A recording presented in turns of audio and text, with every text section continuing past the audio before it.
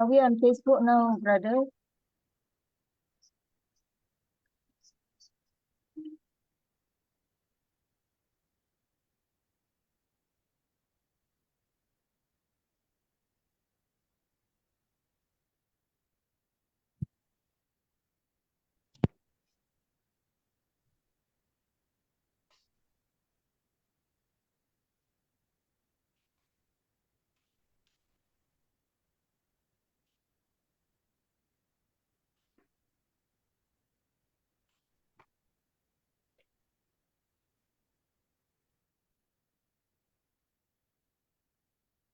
Good evening, Bhante and all Kalyana Mitra, Sikimontu.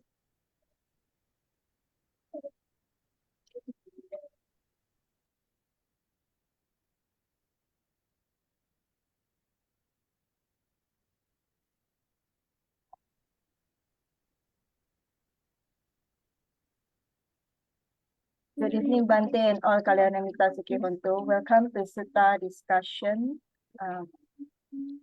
Good evening. Sorry, I'm Aliana and welcome to Sutta discussion, day 98 by Bhante Dr. Ganggodawila Chandima. I would like to announce that next week on the 22nd of May 2024, Ti-Ratana Vihara Amapadana there will be a Vesak Day celebration in the Vihara. It will be, and on the 21st of May, there will be Vesak Eve. It will start from the 7:30 p.m. On the Vesak Day itself, at 22nd of May, the program will be start from 7 a.m. in the morning until in the afternoon around 2 p.m. And at night, there will be another chanting session from 8 to around 9:30 p.m. And there will be a Vesak procession on the 19th of May, and it will be start from on the Sunday, 19th of May 2024. It will be start from 5:30 p.m. Everyone is welcome to join us from Ti-Ratana Vihara Amapadana Clans. And also there will be another novitiate program. Now the registration is open for the novitiate program. The novitiate program will be start from the 26th of May till the 1st of June 2024. Please check on our Facebook for further information. Thank you very much. Tonight is the first class of Āḷavaka Sutta. Āḷavaka. This is the first class of Āḻavaka Sutta with the topic, the introduction. Āḻavaka Sutta is the 9th sutta from the total of 10 sutta that have been chosen by Bhante Chandima for this sutta discussion. In previous classes, Bhante has discussed about Mangala Sutta, Ratana Sutta, Metta Sutta, Sigalowada Sutta, Dhammacakkappavattana Sutta, Sabasava Sutta, Pattakama Sutta, and Pattamasamajjivi Sutta, which Bhante has elaborated those sutta in depth. For those who have missed our previous classes, please check on Ti-Ratana Vihara Amapadana Clan Facebook page and YouTube channel. We have uploaded the previous 97 classes there. We are always welcoming newcomers, therefore whoever that wish to join the class via Zoom where we can engage directly with Bhante can contact us on Ti-Ratana Vihara Amapadana Clan's Facebook Messenger or register through the QR code that have shared in our recent flyer regarding the Sutta discussion class on our Facebook account, or even can contact the Vihara directly through WhatsApp.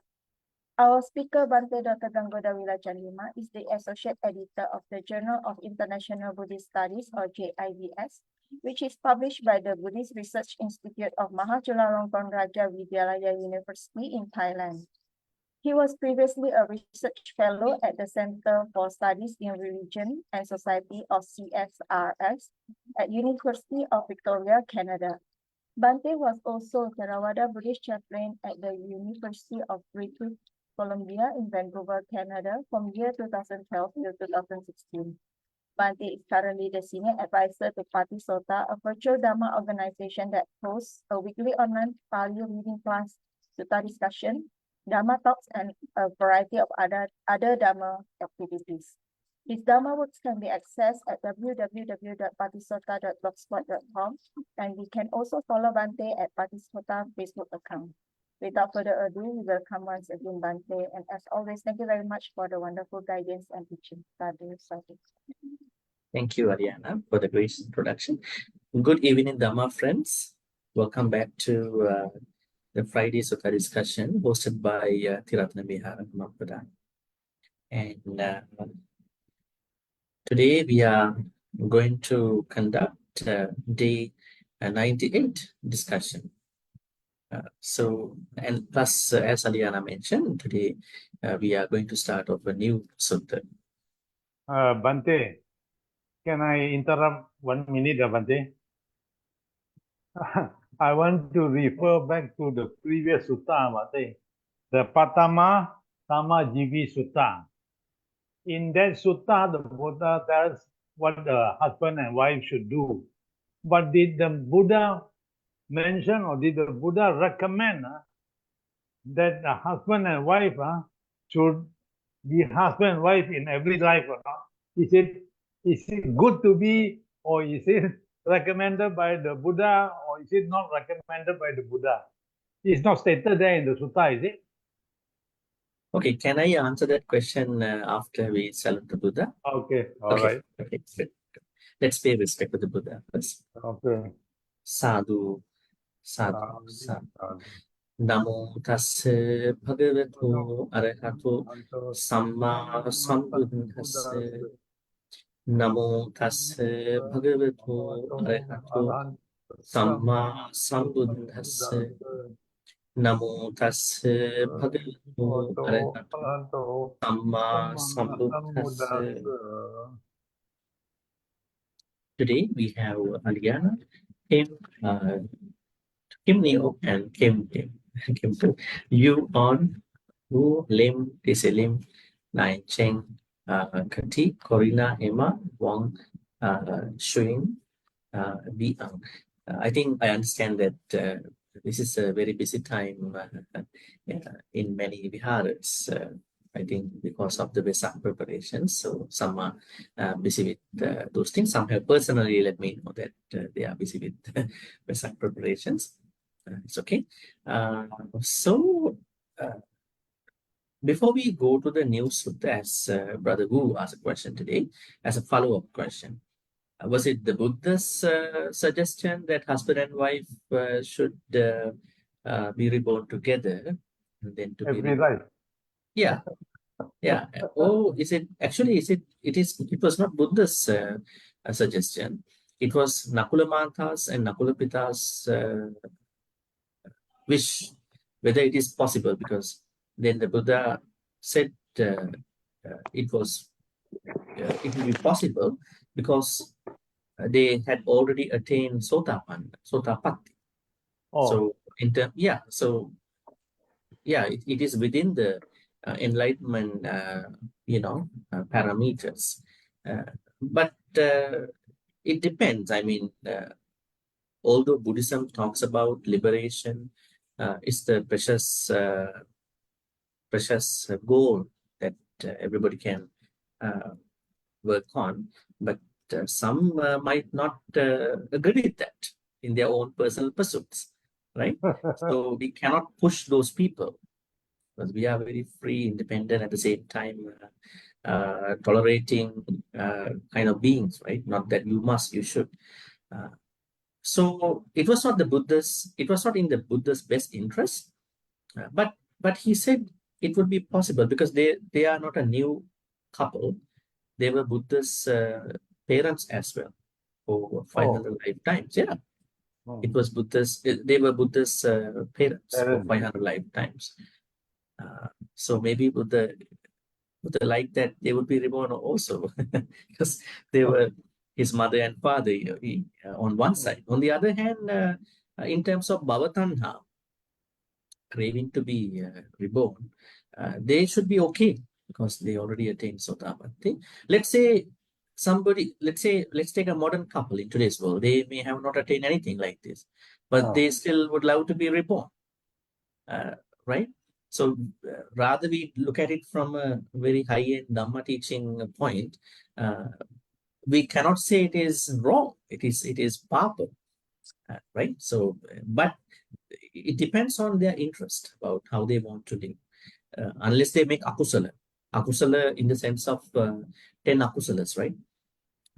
Seem to be reborn in a next life together with somebody without breaking 10 akusalas should not be a problem. Right? I mean, if you break 10 akusalas, 10 kusalas, I think then that will be a problem. So that is how we have to understand. Otherwise, we have to, I would say, we have to not label marriage relationship as a good thing in our life. Definitely, if this is something that is to be insulted in a way, I don't think that was not the plan.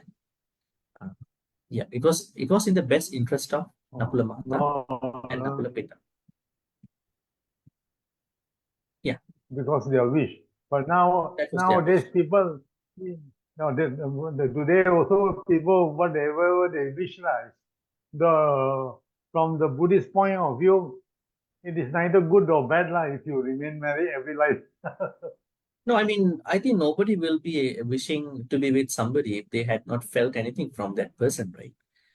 They must have felt something really good. Maybe a kalyana, maybe the husband might have been a kalyana mitra to the wife, and right, and then so also is the wife.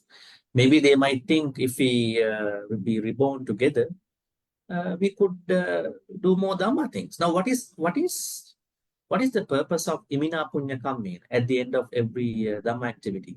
Imina Punya Kammena Ma. Because we are wishing. How we are wishing? May we be able to be reborn with the Kalyana Mittas. So why don't we think that to be with the known Kalyana Mitta is better than to be with the unknown Kalyana Mitta? They say known devil is better than the unknown devil. I mean, because we know them already. We know how they think. We know how they work with us. So I think it's not an akusala. Not an akusala. Thinking from a point of view of Kalyan Mitra. I think we need Kalyan. We say, Mami Bara Samagamu, Yava Nibbana Patiya, till we attain Nibbana. So I think it's not a problem unless you have a lot of greed about her and him. Yeah. Or from a materialistic perspective about him and her. If somebody has that kind of a very, I would say, that kind of a very greedy kind of mentality, that would be a problem. I want to be reborn with you because I want to satisfy myself. That would be a problem, yes. But this could be a Kalyana Mitra perspective. Oh, okay. That makes sense? Okay, thank you, Bhante. Okay. All right. Okay, so today our sutta is Āḷavaka Sutta. Āḷavaka is a yakka. Okay, it's gonna be very careful in understanding about yakkas from today. So Āḷavaka Sutta appears in two places. Same sutta, right? One place is the place where we see in the document. You can see here, Samyutta Nikaya 10.12. Here, this place. First place. Second place is under the Khuddaka Nikaya. We call it Sutta Nipata. Same sutta. Sutta Nipata 1.10. So I actually chose to take the text from the Samyutta Nikaya rather than you go to the Sutta Nipata because it's a Khuddaka Nikaya text. What is the background of this story? Āḷavaka was a yakka. The name Āḷavaka was not initially given to the yakka. Now, let me ask you a very simple question. I think some of you might not know about the yakkas. Who is a yakka? This one. That's an interesting question, right? Yakka. Is it non-being, Bhante? Huh? Non-beings, non-human beings. Non-human beings. Is Yakka. it the earthbound deity, Bhante? earthbound deities. Huh? Yes, there are different devas. There are 6 heavens. The first, I would say, the lowest heaven is called as Chatur Maharajika. So yakhas are not even earthbound. They are even aerial. They can travel. But you could say they are earthbound, but they could also travel. And they are non-human beings, definitely. But I'm asking a kind of a specific interpretation about yakka. So the male version of yakka is yakka, and the female is yakkini. Yakkini. Female yakka. Male yakka, female yakka. It's not like the god. In some religion, the god is Oh. unisex. Right? The god Yes, sir. has male, god has female. One side of the coin is the male, other side of the coin is female. In some Abrahamic religions. So, who's a yakka? Yakka is a deva. Is a deva. Where do you find yakkas in the text? Have you ever found out suttas where you found different yakkas? Yakka. Ratana Sutta. Ātānatiya Sutta, Bhante. Ātānatiya Sutta. Ātānatiya Sutta. Yeah, Ātānatiya Sutta. Ātānatiya Sutta. I think this is probably 32nd sutta of the Digha Nikaya. Ātānatiya. So, what is happening in the Ātānatiya Sutta? I'm trying to make a background, approach to Āḷavaka Sutta. So we are going to pick up Ātānatiya Sutta at this point. What is happening in the Ātānatiya Sutta? King Vessavana means the head of the yakkas. Maybe I'm gonna write, probably type their names here. King Vessavana. He's a deva, okay? One of the world guardian deva, Lokapalaka deva.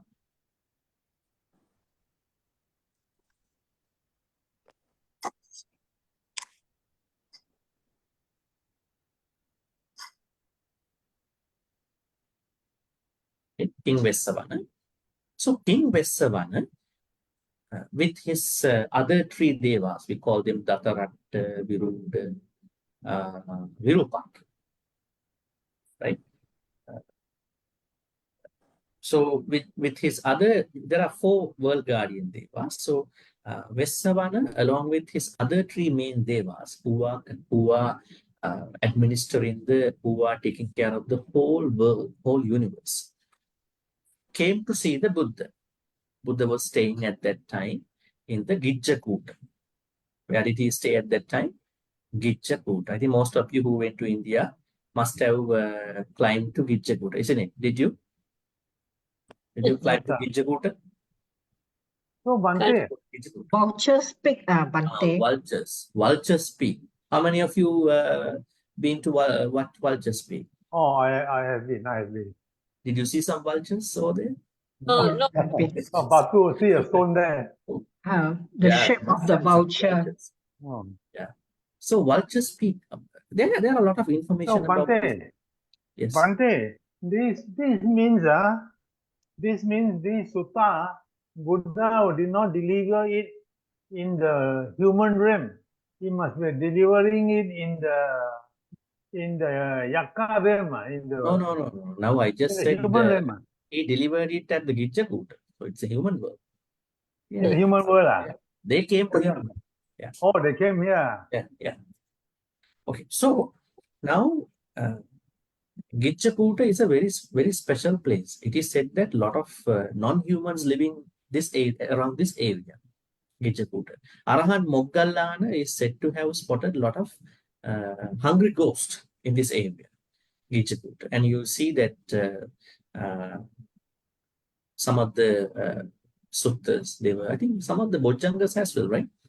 They were given at what do you call Gijjakuta place. So Vessavana, along with his other main 3 devas, came to see the Buddha, and then he informed the Buddha. I'm telling you the story of Ātānatiya. told the Buddha, Bhante, your disciples, Bhikkhu, Bhikkhuni and all these disciples, they are practicing Dhamma, especially they want to attain Nibbana. They are going to forest, isolated places, lonely places. So there are some risks that will, pose at these disciples, because these isolated places are haunted by, I would say, being used by yaksas. And then King Vessavana Deva told the Buddha, there are 3 types of yaksas. There are higher yaksas who are happy about you, and there are some other higher yaksas who are not happy about you. There are middle level yaksas. One type of middle level yaksas are happy about you. The other type of middle level yaksas are not happy about you. There are lower level of yaksas.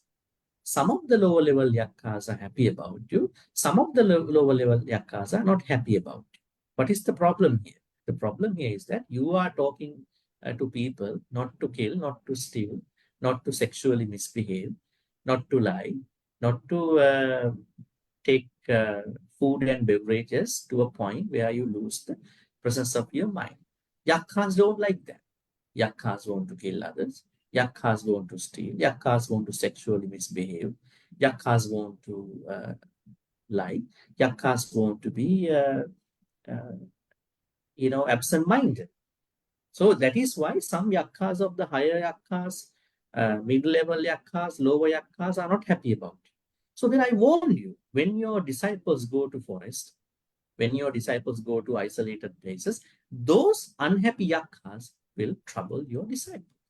So you must tell them Āṭānāti. I will tell you Āṭānāti, you will teach them Āṭānāti. So the first part of Āṭānāti is about this request and how the King Vessavana told the Buddha Āṭānāti formula. It's a formula.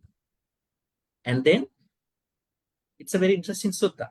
So the second half is when the Vessavana and all the yaksas left, then in the following morning, Buddha told the same thing, what he heard from the Vessavana to his monks and nuns.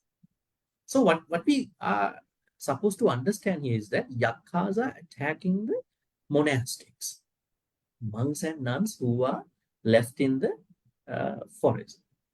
If they are attacking the monks and nuns, what about the lay people? Can they be attacked by the yaksas? I'm not going to warn you. They can attack anything. That's why you have to learn Āṭānāti. What is Āṭānāti? What to learn from Āṭānāti, right? So this one, I think that is a separate topic. I'm not going to talk about that because we have a sutta to discuss. I'm just trying to tell you, yaksas are there. So this particular yakka, Āḷavaka yakka, is a very powerful yakka out of all these yakkas, male yakka. Actually, the story starts from a king. The king's name is King of Āḷavi. Āḷavi is a city. This was supposed to be located between Savatthi and Rajagaha. You know, the ancient city Savatthi and Rajagaha. So normally when the Buddha was going to Rajagaha, Buddha start from, if he was staying at Savatthi, he start from Savatthi, then he travels to Kitagiri, then he travels to Āḷavi, then he reaches Rajagaha. I think probably draw it here. So then Āḷavi is that kind of place. So first, let's say he is in Jetavanarama. So it's Savatthi. Huh? Let's say he is in Savatthi, but he had spent a lot of time there. Savatthi. If he wants to go to Rajagaha, okay, let's say he goes to Veluvanaram, Rajagaha. So he has to pass two more cities on the way. One is Kitagiri.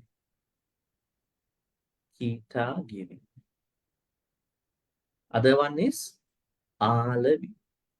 That means this city, particularly Āḻavi, is just before Rajagaha.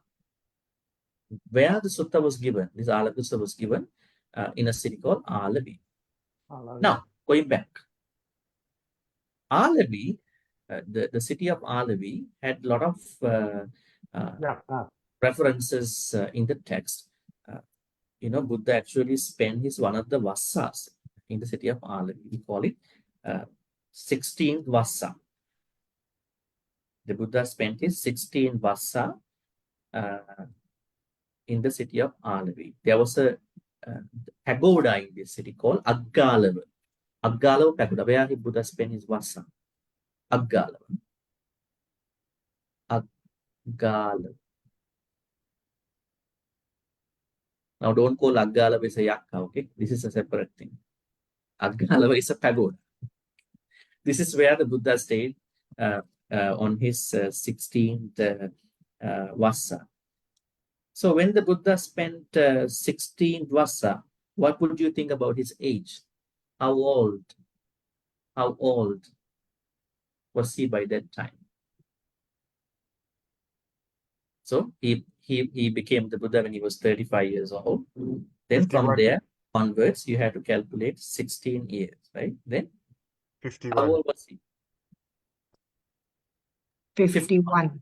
51, right? So he spent his 16 vassa in this Āḷavi city in a temple called, it's a pagoda, Āḷavaka Cheti. Now, how did Āḷavaka appear in this Āḷavi city? The king of Āḷavi, the king of this city, he had a habit of going to hunt. One day, he saw an animal, probably a deer. So he had to hunt this animal, deer. So he had to go by himself, probably going away from other people, his retinue, his other people. So he was lost on the way. So he was passing a certain banyan tree. You know banyan, right? A banyan tree, right? So when he was passing the banyan tree, that banyan tree was belonged to Āḷavaka yakka, this particular yakka. Then he caught him. He said, "I'm going to eat you." Talk about how is this eating working for a yakka. He said, no, don't kill me. I'm the king of the city. I will promise to you, I'll send you a human every day for you to eat. So for today, release me. Then he went to the city. So from that day onwards, he is sending one human for the yakka. It is said that when Āḷavaka yakka looks at a man who is coming to his place, his body gets very soft and buttered with his splendor and majesty. Because he's such a very ferocious, terrible yakka. So the body of the human becomes very tender and then soft and buttered, and then he's gonna devour that particular person. So as time goes by, king told his citizens, you must have a baby. Every family must have a baby to sacrifice to this Āḷavaka yakka. So Āḷavaka yakka is now eating everybody's people. So there was a time, even after that time, that there was nobody to send. So king's son of the king Āḷavi, was the person who should send. Now, king of Āḻavi couldn't do anything. So he made him dress. Now today, he's going to send his son to the yakka. On that particular day, out of the great compassion, Mahakaruna, Buddha saw this thing. This young boy is going to be eaten up by Āḷavaka. I must go ahead and then help this out, release this boy. See how compassionate is the Buddha. Actually, a lot of people don't talk about Buddha's compassion that much. Rather than they talk about the wisdom a lot. There is no wisdom without compassion. Now think about our Dhamma practice. What is more beautiful? Is it the compassion or the wisdom? Compassion part is the first thing. Wisdom arises out of the compassion. Otherwise, if you merely build up your wisdom, I think there is no wisdom without compassion. The so-called wisdom that you think by reading Dhamma books, suttas, that kind of a book knowledge, textbook knowledge, Dhamma thing, you might not be able to develop compassion, and the proper panya will not arise. The appropriate proper panya will not swell out of the practice. In order for you to swell out of your proper panya, you must have cultivated compassion. That's why the biggest lesson that we learn from all these stories is how compassionate was the Buddha to people. Every morning, it is said that before he starts off the day, he is looking at how many people or who will be there for me to go and help. Are we doing the same thing? Are we when you wake up early in the morning, get up, are you thinking who I am going to help today, or what could be your thoughts? So are you thinking about what you did, what you don't have in your life? Are you counting your blessings? What are we doing early in the morning? So one thing that we can learn from the Buddha's life is start with your day to think about who am I going to help today in whatever the way. Maybe not the money all the time. Maybe a different thing. Maybe something else, right? You might think that, no, I don't want that positive vibe. I'm just playing a YouTube video, good morning vibes with a song, beautiful morning. Hey, get up, wake up, get up. I mean, people might do that just to walk away from the bad vibes. But this one actually, very interesting. So, who I am going to help. So he saw this sun. So what he did was, Buddha thought, I am going to go see this yakka today. So he, within one day, he traveled to this yakka's place. But what happened was, yakka had gone to a big meeting in the Himalayas at that time. So he is out of the place at that point. So his gatekeeper called Gadraba. So Gadraba told the Buddha, he is not here. He's in a big meeting somewhere in the Himalayas. So, but I have to warn you, he's a very bad guy. He eats people and he is so powerful yakka. So I would let you in if you take the risk. That is okay, never mind. And then he said, in the meantime, I have to go to Himalayas and then tell the yakka, the Buddha came. You came. That is my responsibility. So he went to the Himalayas to report to the Āḷavaka that the Buddha had come. In the meantime, there were two other yakkas. We call them Satagira and Hemavata. Type their names. Okay, Gadraba. These names are very interesting. Gadraba is the gatekeeper of Āḷavaka yakka's mansion. And now two yakkas called Satagira and Hemavata. So they were going to that big meeting too at that time. So Gadraba went to report to Āḷavaka. In the meantime, Satagira, Hemavata they were going in the air, and then they could not pass this place at that time. They were looking at what happened. The Buddha is here. So because of his majesty, we cannot pass over that place. So they went down. They respect the Buddha. And then they left from that place. And they also went and told King Āḷavaka, the Buddha had come to your palace. It's a beautiful, interesting moment. Maybe they are good yakkas. One of those good yakkas we see in the Āṭanadiya Sutta. The Vesavana says there are very high-class good yakkas. There are high-class bad yakkas. Maybe they are that kind of a good two yakkas. They told the king Āḷavaka, you have a very good opportunity to meet the Buddha, listen to some Dhamma. He was very sad about it. He was very unhappy about the Buddha's arrival. Buddha was giving Dhamma talks to his what do you call, his wives, probably, maybe in that place. So what happened was that he immediately traveled to his palace. So when he came in, he saw Buddha was giving some Dhamma talks to his female folks in the place. Then it is said that before he is coming, he threw his weapon to the Buddha. We call it Dussavudha weapon. Āḷavaka's weapon is a very dangerous weapon. Āḷavaka's weapon is called Dussavudha. Why is it called Dussavudha? Dussa means a cloth. It was made up from the cloth, clothing materials.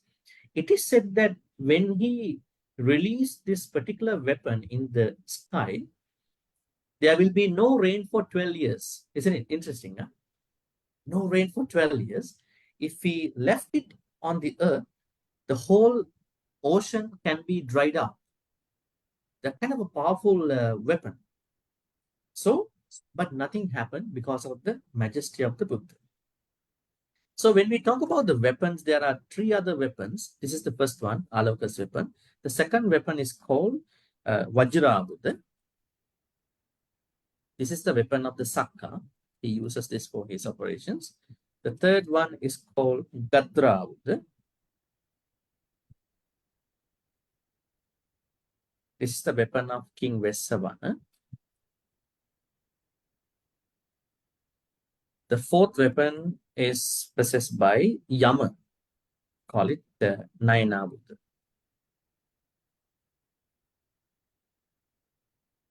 All right. So these are additional information just to let you know that there are things that you can learn. So what happened? Then the story unfolds here in the Sutta. What happened after Āḷavaka saw the Buddha and then the conversation there. I think we're going to be learning a little bit of that now after. But what actually happened was Āḷavaka Yakka had a problem. What was the problem? Āḷavaka Yakka's mother and father in a previous life learned some questions and answers, 8 questions, and the answers to these 8 questions from a previous Buddha called Kassapa. Buddha Kassapa, the previous Buddha to Gautama Buddha was Kassapa Buddha. So they had met Kassapa Buddha, and then they learned 8 questions, which we see in the Sutta here, Āḷavaka Sutta, also their answers. And then Āḷavaka's mother and father taught his son Āḷavaka Yakka these 8 questions and answers. But unfortunately, Āḷavaka Yakka forgets all that because the parents told him when he was very small. But then what happened? Because he understood he was absent-minded, he told his people, I need to write them on a golden leaf, so I can remember. So what he did was that every time he sees a recluse, ascetic, monk, nun on the road somewhere, he usually brings these questions to those monks and nuns. Most of the monks and nuns, they cannot answer these questions. Then he's breaking their hearts. He's doing a lot of damage to these monks and nuns because he has made it in a gold leaf. He knows these answers.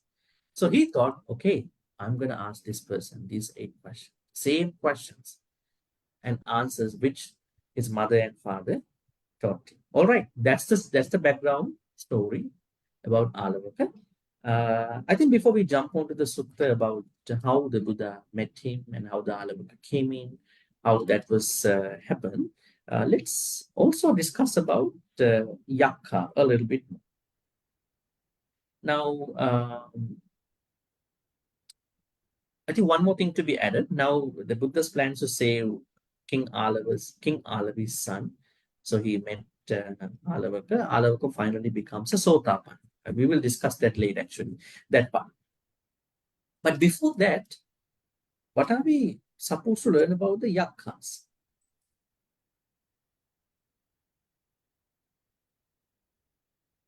What are the other information you probably have learned about yakas? Does anybody know about yakas in different ways?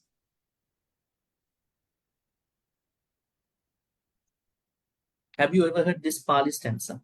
Nakatta yakka bhutana papaggaha nivara. There's yakka. There's yakka. Nakatta yakka bhutana papaggaha nivara. It means this stanza says there are some problems that come from nakatta. Nakatta means planets. Those 9 planets. There are problems with the planet Jupiter, Mars, Venus, and all these. How does it happen now? These what you call astrologers might say, when you are living in a country where you were born, the transition, the moving of the planets can affect you. But if you cross the country where you were born, the moving of the planets cannot affect that much. They have a point. I think if you don't understand this yet, I would say, the moment, let's say you were born at 2:15 a.m. in Kuala Lumpur, Malaysia, maybe 1977, January 1st. So at this point, they say the planets were positioned in a certain way at that tiny moment. So now planets are transitioning. So by the time 2024, May 17, I would say now here 6:43 p.m. in Sri Lanka. So the planets are continuously moving, transitioning. So because of this moving, there may be some issues, problems that can come to others. But let's say someone travels out of the country. At that point, the receptivity, I would say the strength of the moving of the planets for a person and the effects of that moving can be very minimal to that particular person. That is what we understand from the astrology. But with the mind of a lot of appamada, energy or diligence and all that, you may overcome all these things. But still, there can be issues. Right? That's why they say go overseas. I mean, there might be a point. There might be not a point. When you cross the ocean, the effect that is put on a person might be little minimal. Some people, when they go out of the country, their life can become okay. When some people go out of the country to, I would say, a migration, it might not work for them. It depends. So issues can come from nakatta. Nakatta could be from planetary effects. Yakka, yakkas. There are effects from the, I would say, bad yakkas. What are the 3 layers of the bad yakkas? Let me draw for you from the Āḷavaka Sutta. 3 types of yakkas. I would say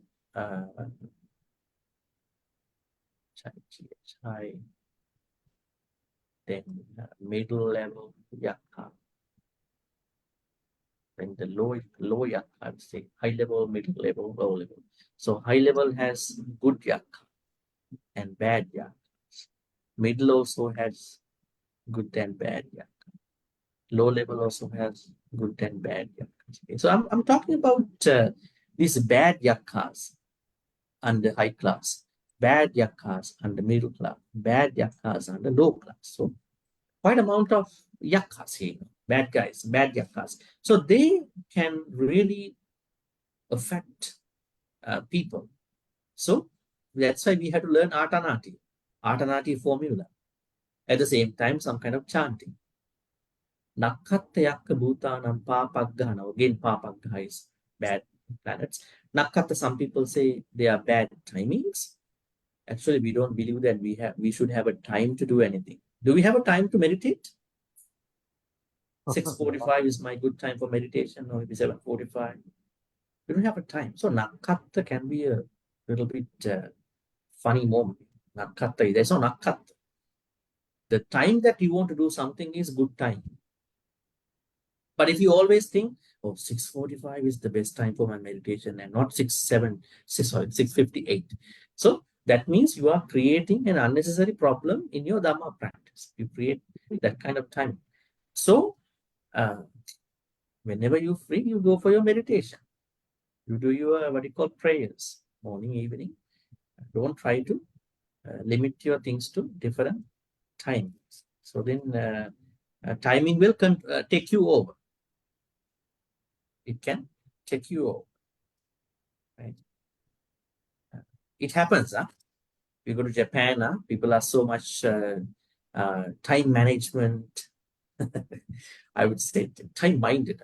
If 1-2 minutes go away, they are like, they go very crazy. I mean, why is not happening? Right? It's good in a way, but there are some cons as well. Sometimes things don't happen in the way we expect. There may be some additional delays. Right? There are delays happening. That's the time we can practice patience. Hope that everything will start at the right time. All right, so so it says that there are certainly some effect from the yakkas, and there are good yakkas and bad yakkas. So how to spot a good yakka and a bad yakka?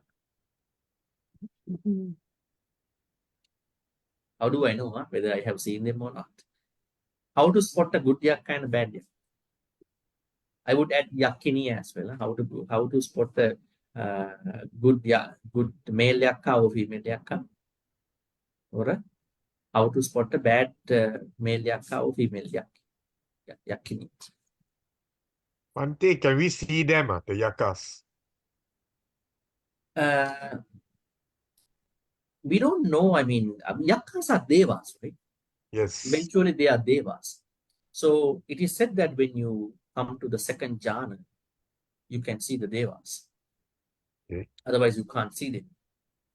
I think trying to see these non-human beings can be a problem, in our life, because then you will see them all the time.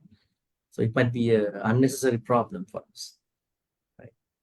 I think what will happen to us is what is going through with the dog. They can hear a lot of sounds. They cannot sleep, but we don't hear those sounds.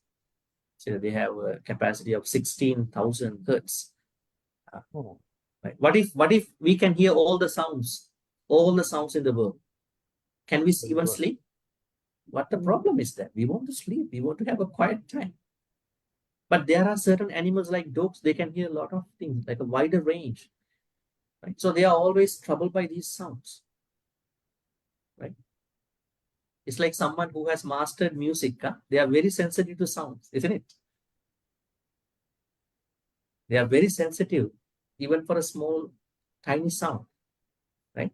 So in a way, what we understand here is that spotting yakka didn't mean that I asked you to see a yakka. What? Don't misunderstand. What I was trying to say is how to understand a good yakka and bad yakka. That thing we're going to learn from Āṭanātiya Sutta. Buddha said, any yakka who is going to kill, steal, misbehave sexually, lie, absent-minded, they are bad yakkas. You don't want to see them. No? We are trying to find our own peace even from these humans. So why you want to see additional unnecessary non-human beings? It's going to be a big issue. So the good yakkas are those who are going to abstain from killing, stealing, sexual misbehaving, lying, and then absent-minded from Suramere. All right, so that is something just to let you know about the two types of yakkas. All right, and then what happened? Let's see what happened in the story. I think today what I'm going to do is I'm going to cover up until the same phrases keep going. So I would go probably up until the questions. These are the questions, number 8. But let's see how far we can do. Āḷavaka Sutta. Right? Evaṁ me sutaṁ ekaṁ samayaṁ bhagavā ālaviyam vihati ālavakassa yakkassa bhavati. Atako ālavako yakko yena bhagava tena upasankamitva bhagavantang etadavocha nikkama samana. Who said this part? Who said this part? Did the Buddha say this? Ananda. Ananda. Bhante Yes, Bhante Ananda is the one who was narrating the story in the first convocation. Evam me sutang, I have heard. Ekang samayang, once upon a time. Bhagava, it's the Buddha. He was staying at Āḷavakassa Yakkassa Bhavani. Ālavia, he was staying at the city of Ālavi. Ālavi, I told you, it is between Savanthi and Rajagaha after Kitagiri. And he was staying in this particular place called Āḷavaka Yakkassa. Bhavani means, what is Bhavani? Bhavani means his palace, his mansion, Ālavaka's. Atako Ālavako Yak, then Ālavaka Yak, Yena Bhagava Tena Upasanka. Where was the Buddha staying? He approached that particular place. That means this. Actually, it is said that the Buddha was sitting in his seat. He got more mad about it. How come you sat in my seat? Huh? Right? Yakkas are very mad when you sit in their seats. I mean, you see that some even humans don't like that. Some others sit on their seats. Huh? How come you sit in my seat? Even some animals don't like. Let's say if the cat is going to sleep on the dog's place, the dog is not happy. Right? But the same way, this Āḷavaka was very mad why the Buddha sat in his seat. I think that means Bhante, that means that the I and the me and mine is still there, even for the yakas. Is it? Can you repeat after me? No. When he say why, how can you sit on my seat? That means the I, me, and mine is still very strong. Yeah. This is a deva, not an enlightened being. Now Āḷavaka is still a normal person with some additional issues. No. He was not happy about it. Hmm. So what happened? Having approached the Buddha, he said, Nikkama samana. Yeah, he gave the first order to the Buddha. He ordered the Buddha. What is it? Nikkama. Nikkama means Get out. get out. Samana. Samana means ascetic. That was a common terming for monks and nuns at that time. Right? Nikkama samana. What if that you were called by somebody when you go to somebody, hey, get out of my house? This is the same thing, you know. Get out of my house. It's trying to kick you out from that house. So Buddha was a very gentleman. You see what he does. You see what he does. In the second place here, get out of this place. Sadhu avusoti bhagavanikkami. Sadhu, okay, all right. He left. Why is it? Sometimes when you are living with mad people, you have to follow the mad people's orders. Otherwise, if you are going to be outrightly reject, hey, I'm not going to go anyway. They might be more mad. So you're going to complain to them. All right, I go. So Yakka was a little bit okay, right? Okay. He's a manageable guy at this point. You know, he followed what I said. Get out of ascetic. He left. And then what happened? Sadhu means, okay, sadhu. Because there's a combination here. The Pali word is sadhu. And now I'm going to ask you sadhu. So you are also saying sadhu all the time. Sadhu also means all right. How are you? Sadhu. You never know this meaning. Yeah? Sadhu. Yes. How do you say that in Chinese? Sunshine. This kind of understanding, I would say, sadhu. Sadhu not only means excellent. It's a, in Pali conversation, how are you doing? All right, sadhu. Right? But be careful who you talking this with. They might misunderstand. You are using something for some sacred purposes, misusing something for the sacred purposes. Sadhu means excellent, or well said. At the same time, sadhu means all right or okay. So the Buddha said to the Yakka, all right, Bhagavan is coming. He left. Then Yakka wanted to bully the Buddha. What do you think about the people who are who may bully you sometime? Get out, come back. Get out, come back. Get out, come back.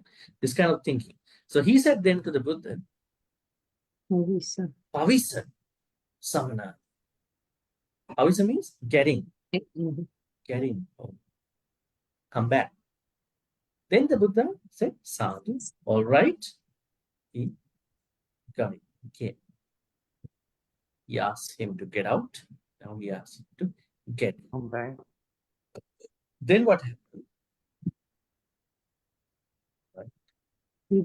Okay, this part I would like somebody to read just to spice up this class. Who would like to read this part?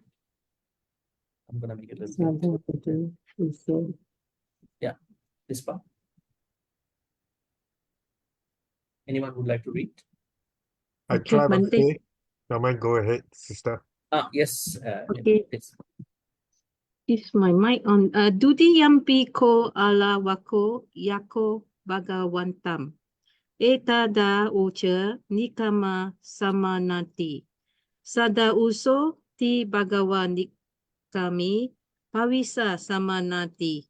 Sada uso ti bhagawa pavisi. Great. Now, same thing. The only difference is Dutiyampi. Yeah, Dutiyampi means Second time. second time. Dutiyampi. Āḷavaka Yakka again for the second time also he said, get out, ascetic. Buddha said, sadhu. All right, he left. And then he again said for the second time, get in, ascetic, and then he got in. All right, who would like to read the third, the next one? It's going to be here. This part.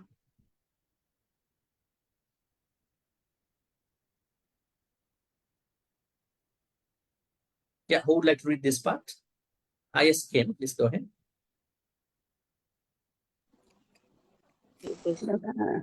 Yes. Yampi ko Āḷavaka yako bhagavantang. Bhagavantang, see? And Bhagavantang. Bhagavan. Edavocha nikama samanati. Sada uso ti bhagava nikami. Sadha Pusu. Sada uso ti bhagava nikami. Pavisa samanati. Sada uso ti bhagava pavisi. Okay, great. Now the Yakka is ordering the Buddha for the third time, right? Tatiyam. So the Yakka again asked from the Buddha, Nikkama, get out. The Buddha said, all right, and he left. Enter, get in, and then all right, he came for the third time. Now, what do you think about these requests? Why did the Yakka want to ask Buddha to get out and get in for 3 times?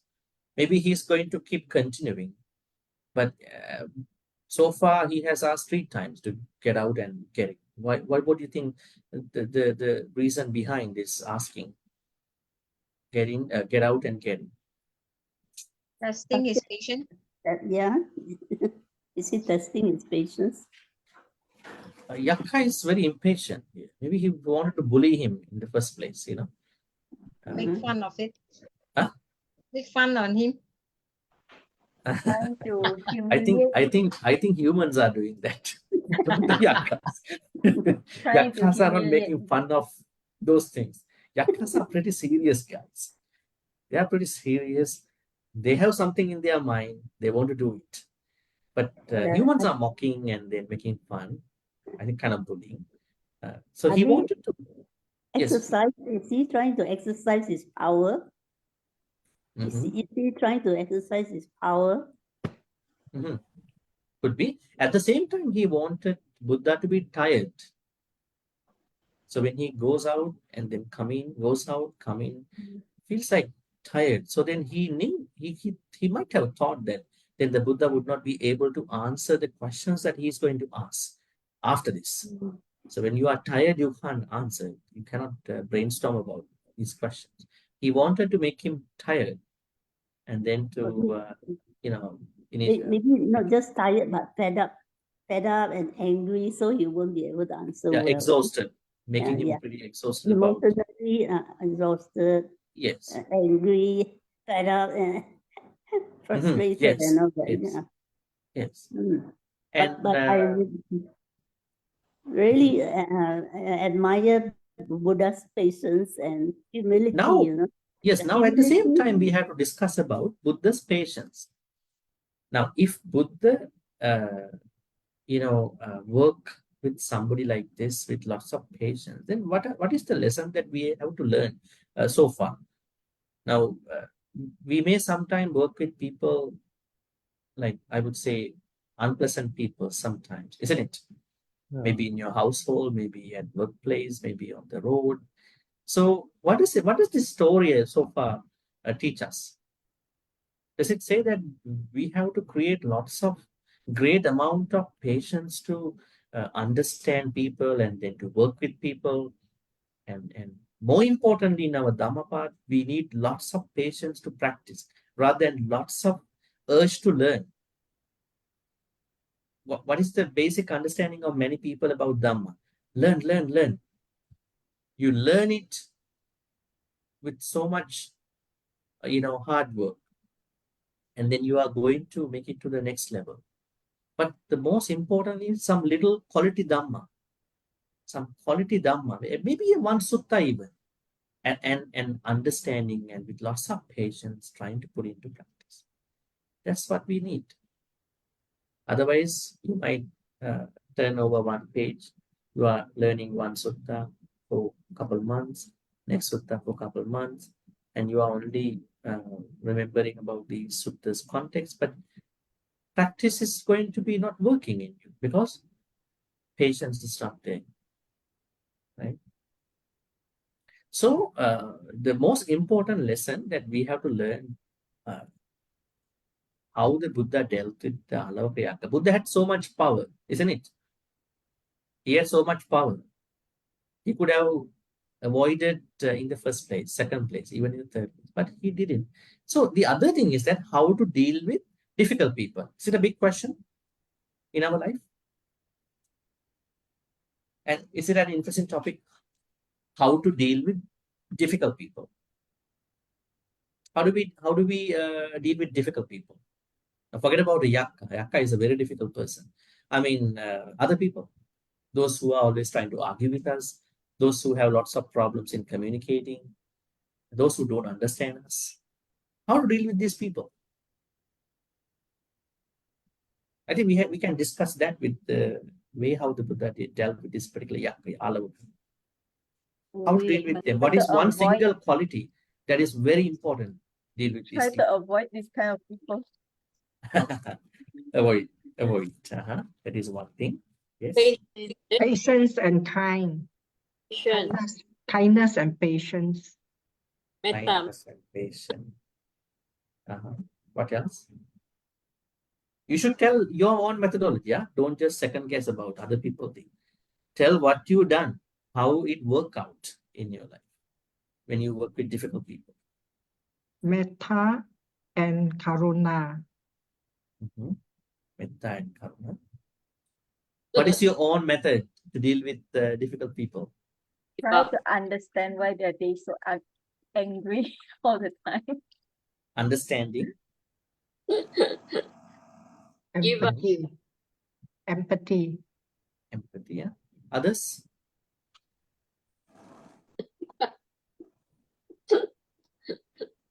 From the lay person point of view, is it, Bhante? From the No, I mean, even regardless of the lay people or monks, difficult people are difficult, right? Isn't it? They are difficult people. So there's no monk version or lay people version. So I would say, what is the single most important Dhamma practice to do when you are dealing with a difficult person? Patience. Patience. Patience. Listening ear, have a listening ear. How to be patient without understanding the difficult person? Is it possible? Now you think, okay, I'm patient. Sometimes when you might be trying to be patient, that might even provocate that bad person, difficult person more. So that means we need a little bit of understanding about what's going on. That's why in anger management, we are always talking about, like, first understand you are angry. Don't try to practice metta. Stop doing metta. First understand you are angry, something wrong with you. That will help us start off metta and all these good things. We have to accept what's going on here. And have you ever received a response from an angry person? No, I'm not angry. You are the one who is angry. He's super mad and angry. Say, no, I'm not angry. You are. You are making me more angry now. If you keep talking something. You started to make me heated. Yes. No. That's why people don't accept. When people don't accept, I think there's no practice coming to effect. Even the Dhamma will be buried down because they won't be coming out. Right? And later on, you might think, okay, I've been learning a lot of Dhamma, but why it is not going to work out? It is because there's something wrong. I haven't understood my state of mind. So now, the most important thing to deal with a difficult person is understanding. Now, how did the Buddha, deal with this yakka? He understood. When I have to work with the yakka, I have to show him that I understand. I know you. I know what you want. Right? So then yakka will make a kind of a space between Buddha and him to discuss something, to have a conversation. With understanding, you are building up patience. You are creating patience at that point after that. Okay, that is very important. I think otherwise, if I don't talk about that side, you might think that how did the Buddha deal with the yakka? Why it is not going to be applicable to all of us in our life, right? Because we are dealing with a lot of people, right? Difficult people, easy people. What is very important in your life? To work with the people that you feel comfortable, to work with the people who you are not feeling comfortable. What is easier for you?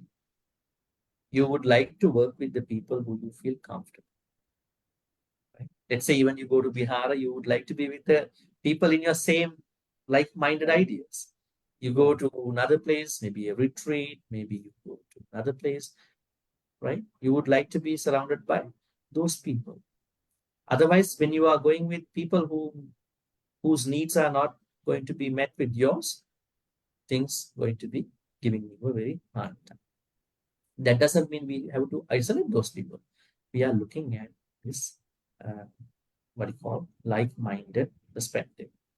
So, one very important lesson to learn about the background story of Āḷavaka is, how did the Buddha understand Āḷavaka? So next time when you work with difficult people, show the difficult person that I understand you.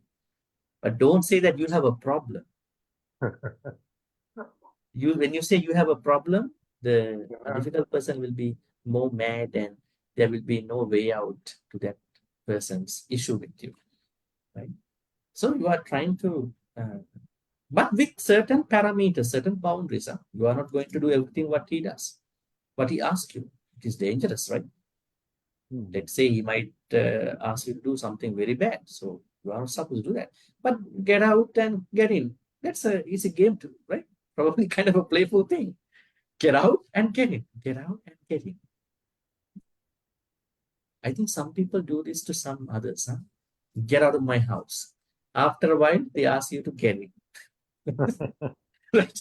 I mean, some humans, they do this. Maybe after 1 year, they again come into a big issue. Okay, get out of my house. After a while, they feel a little compassionate again and asking them to come back again. Humans also do this yakka's story. Same like the yakka. Anyway, so let's continue from that point. Now, for the third time, asked the Buddha, now the problem is going to aggravate to a different level in a better way.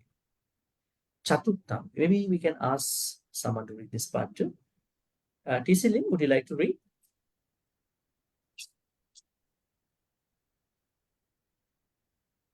T.C. Lim is not here. Anybody else? Okay, Bhante. You are there. Okay. Let's go ahead. Chatutampi ko Āḷavaka yako Bhagavantang. Etada voca. Pikama samanati. Na kwahang tang. Avuso. Pikamisami. Yang te karaniyang tang karohi ti. Okay. So now the Buddha says that he is not going to comply to him. That means every mad behavior should have a certain no at a certain point in a better way. Let's see how the Buddha says that.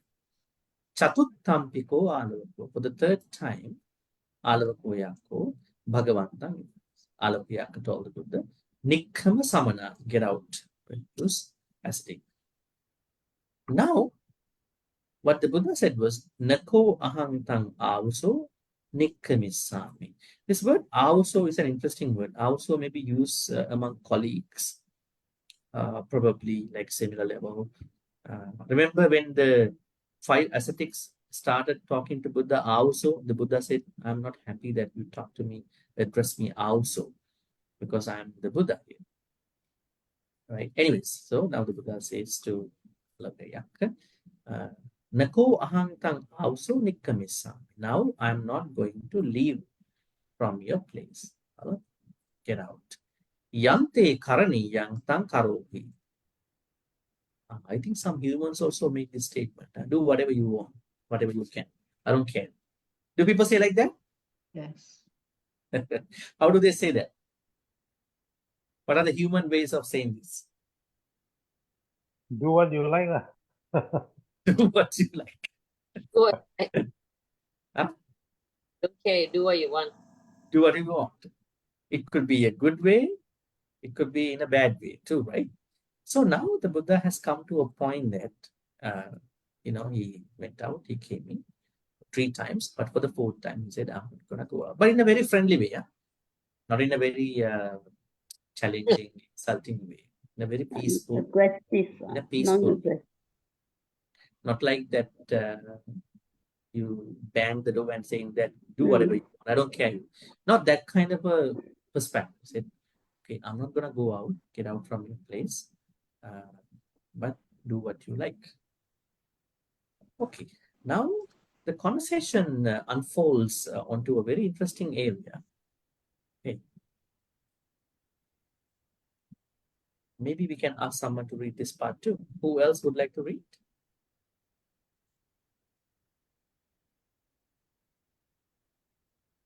Anybody else?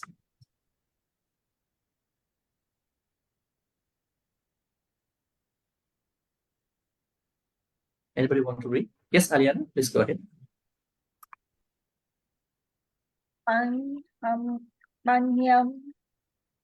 Panyang tam samana uchisami sachemena yakarisasi chitang wate kipisami hadayang wate palesami padesu wa gatetwa paragagaya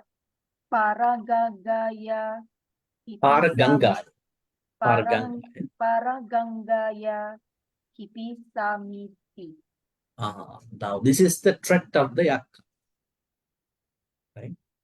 Now sometimes you may have been threatened by others. Were you threatened in your life by somebody? This is yakka's threat. Let's learn the yakka's threat before we talk about other threats that you had to go through. Yakka's threat seemed to be a very universal threat, not like a normal threat.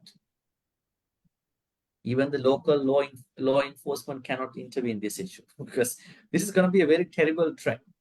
Let's see how he did it. Panyang te samana puchisami. First thing is, I will ask you a set of questions. Sache If not, mena bhyakarissas. If you don't answer me, sache means if not in Pali, sache, proposition. Bhyakarissas, answer me. Then I will do these things to you. I will do a couple of things. I think mainly 3 things. Chittang vate kipissami. I will confound your thoughts. That means I'm going to break your concentration. Hadayang vate pali. I will break your heart. If not, padeswa gahitva. Having or grabbing you by your feet, I'm going to throw you to the, fling you to the other shore of the Ganges. Paraganga. Interesting, huh? The first thing, chittang vate kipissam. I'm going to break your concentration, your peace. Has anybody in your life told you like that? I'm going to break your peace, destroy your peace. No, I kill you by the neck.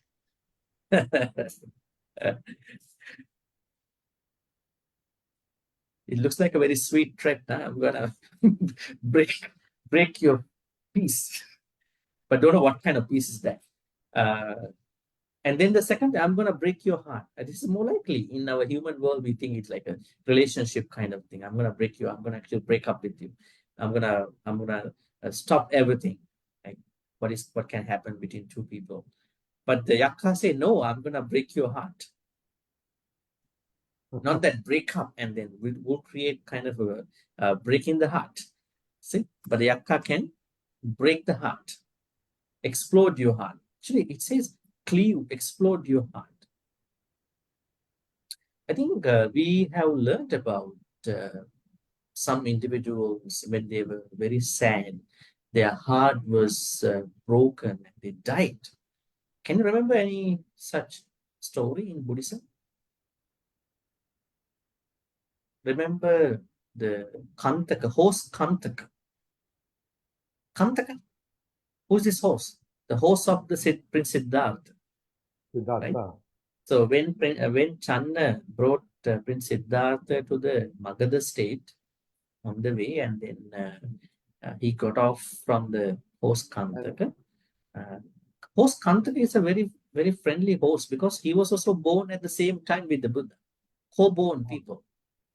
Princess Yashodhara, Prince Siddhartha, the Buddha, then the Bodhi tree, and then Kantaka, host Kantaka. So host Kantaka was carefully watching everything what is happening. My Lord is going to leave me as well, not even the palace. So it is said that once Prince Siddhartha left the place from the host, died of a broken heart. He died of a heart attack or something. I mean, we understand like this kind of breaking of the heart. And then he became a deva in one of the very famous heavens. So things like that can happen. Some people died of a sadness, breaking the heart, right? But the Yakka's threat is not that kind of a death. He says, I'm going to cleave your heart.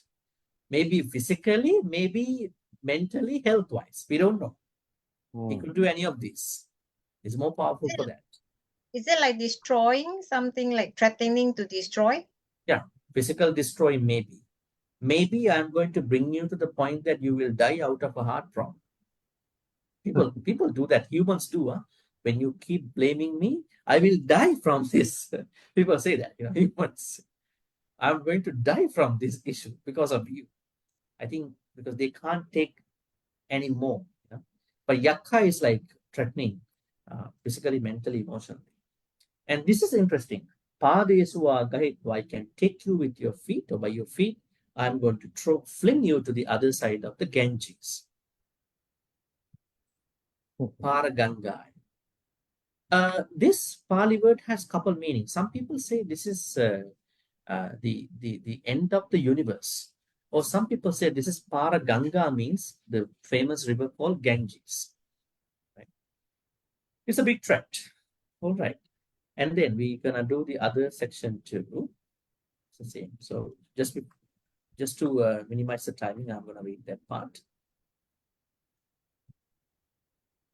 Nakwahantang avso passami sadevake loke samarake sabrahmake sasamana brahmaniya pajaya sadeva manusam. Yo me chittang va kipeya, same thing. Hadayang va paleya padesu va gahitva paraganga kipeya. Apichatang avso puchayada kankasi. Now what the Buddha said that Yakka, I don't see anybody in this universe headed by Maras. Samarake means Maras. Or Brahmas. How many Brahma worlds over there? There are 20 Brahma worlds. I don't see any Maras. There are many Maras. Huh? Where are the Maras living, now folks?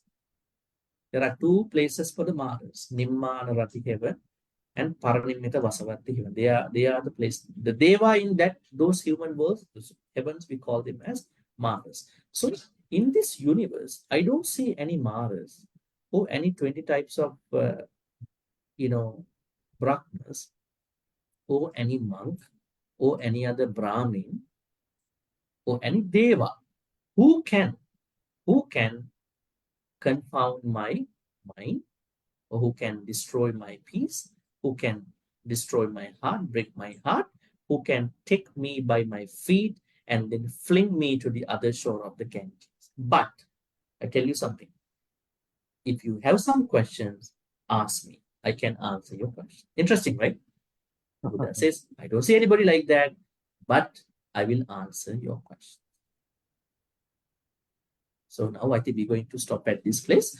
We're going to go for the questions. There are 8 questions. Actually, more questions are over there. We'll be discussing one by one. So far, any questions about this sutta? The stories or anything? Yes, Alia. Yeah, How Bhante. can, yes, Bhante. How can someone can be reborn as a yaka? What kusala or akusala that one has done?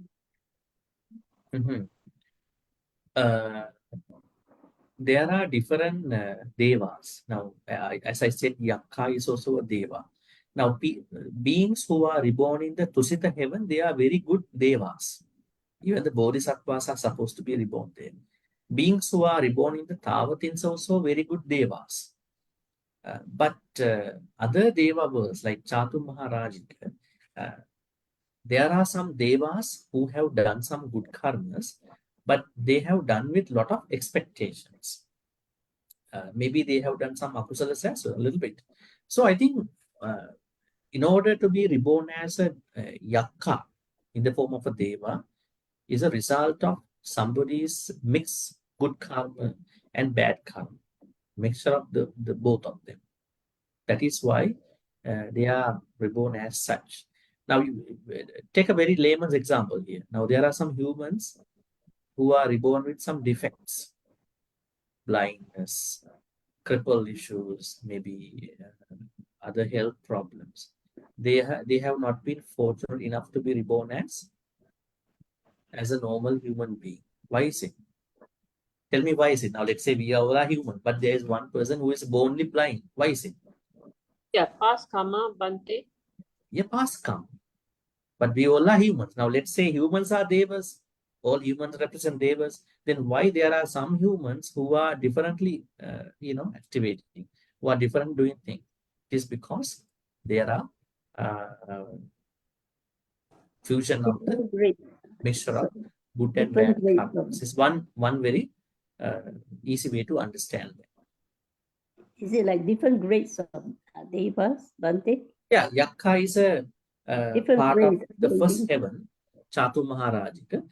Not all the devas in the Chatu Maharajika are bad devas. There are 4 types of devas. We call them, I would say,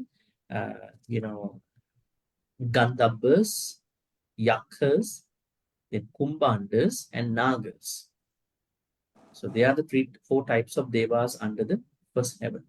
So the reason why they have some defects compared to a normal good deva compared to Tusita and Tavara is because they have done some mixed karmas, good and bad karmas. And they were able to be reborn as a deva because of the last Chuta Chitta, the moment. Bhante, how can we know who we are in the past life? You cannot know. Huh? You know? How can we know? Only when you attain Nibbana and develop a certain knowledge about it. Otherwise, we cannot understand. Yes. But Nirvana is you're not reborn, right? We are going to be reborn. If Actually, you, uh-huh, huh? No, we are if you, going to be reborn. you won't be reborn, right? I mean, there's no rebirth, Nibbana. If you attain Nibbana, there is no next life. But otherwise, we are supposed to be reborn. Yeah, so let's say now we are who we are, but how do we know what we were in the past life? You won't know. Is it very important? No. Because I want you to go back to Sabbasava Sutta. I would say it's a home revision. Remember, when we do the Sabbasava Sutta, we said why some people cannot practice Dhamma. It is because they are more worried about the future and the past. Remember? Because past life, sometimes, let's say somebody wants to know about his or her past life. It may be a terrible thing that happened in the past life. You get to see how you passed away, who you were with. I think those information could be really unnecessary. Now we have a very good life. I mean, we have enough our needs, and we can even learn some Dhamma. We can practice. So why don't we more focus on that? Other than that, we have no I think urge. We have no urge to go back. Actually, no. It's like the past in this life. We normally say past is past. Right? Normally we say about the past in this life, we cannot change sometimes. So there's no way to know it without being enlightened. When you are enlightened, yes, you can know if you want to. Because then you are looking at your past life in a very Dhamma way. But now if you have an ability to look at it, you are looking at whether was it more less than today as an unenlightened folk. Yes. Thank you. Otherwise, there is no point of going back. Bhante, Unnecessary. I would like Yes. to ask a question. I understand when the rebirth takes place, we will be reborn in 6 realms. Deva realm, human realm, and the 4 Apaya worlds. Right? Brahma this Brahma, what do you call that? Deva realm, human realm, and 4 Apaya worlds. And Brahma realm should be added too. Yes. Considering the Deva. So why is it the beings in the other realms can appear in the human realm, but Yes. human beings cannot go to other realms? No. They are transborn. They are transborn. They are born. Every being has the ability to be born in other place, as you said. So they are. But they can come to the human realm, and disturb the human beings. I thought they will stay there in their own place. No. No being is reborn in a particular place continuously. It can be, it cannot be. It may be, it may not be. So they are reborn in different places. So there are some stories. I think you might be surprised. Some devas, once they pass away, they were reborn in the hell. Yes, I Yes. heard. Yeah. Yes. So devas may be reborn in a human world, may be reborn in hell. Maybe Brahmas can be reborn as Deva, Brahmas can be reborn as a human. So they are transborn. So all these 31 places are being shared by all these beings. So yes. But human cannot go to other places. What do you mean by cannot? They cannot be reborn? When you reborn can, but when you are living as a human, you cannot go to the Deva realm as a human. You can. Only when you are enlightened. Then how come Arahan Moggalla and travel in all the heavens and hells? You can. If you are Arahan, can. Yeah. What about going to the hells? Can we not go to the animal kingdom? we see how so many animals, we can see them. Yeah. I think traveling to these places should not be our main goal. We just understand the state of mind. All right, any more questions before we wrap this up today? Okay. Bhante, the term avuso refer to brother monks. No, also is a aggressive term like Bhante, but normally Buddha discourage others to call him also, because they are not in his same level. So he actually discouraged 5 ascetics also not to call me as also, like before when he was with them practicing 6 years of ascetic practices. So Now avuso here, means Bhante also. no, also is a word that is being used by colleagues. Correct. Colleagues. Yeah. So Āḷavaka Yakka call him as also. So the colleagues is this term is used only among the monastic or also used by lay people. In this case, a layperson to the monastic, but normally among the monastic. Monastic. Also. Yeah. Yeah. But I heard from other talk before that ahuso is the meaning is not knowing. Is it true? Also not knowing. Yeah, like the title, like the Buddha call for I mean, not the samana, not the You can use it. Yes, let's say 2 monks get together. They don't know their vassas.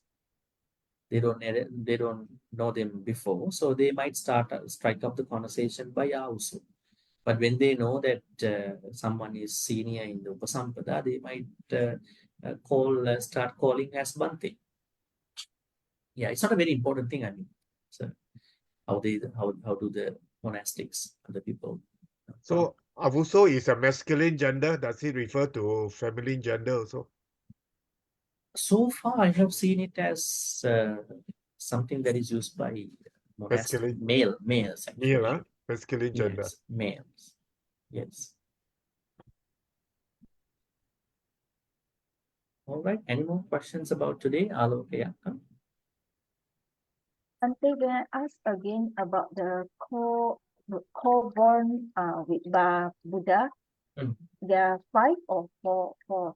That one I cannot exactly remember, but there are a couple. I can say at the moment the Buddha, and then Yashodhara, Channa, Koskantaka, then the Bodhi.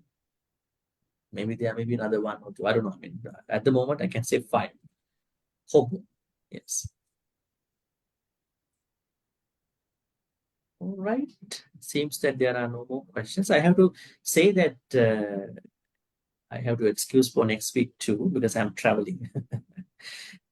Friday, because I'm traveling to Malaysia in the morning on Friday, and then evening I'm flying to Penang for the retreat. So at the same time. So, but from June 8th, I think the next week is going to be, next Friday is going to be, I think 24.